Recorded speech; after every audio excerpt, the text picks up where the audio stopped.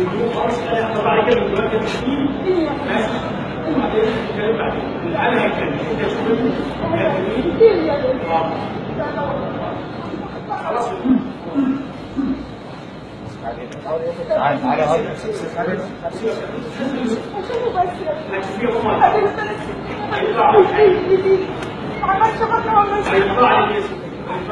اخذ عليا قرار يا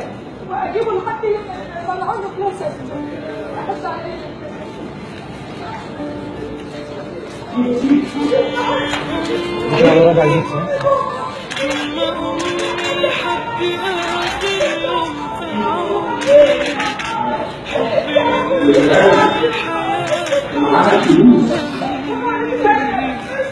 اللي كتر خيرها داب خيرها في دمي وعايش بيه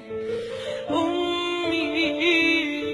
ثم أمي لحد آخر يوم في عمري حبي من أول حياتي وهم همي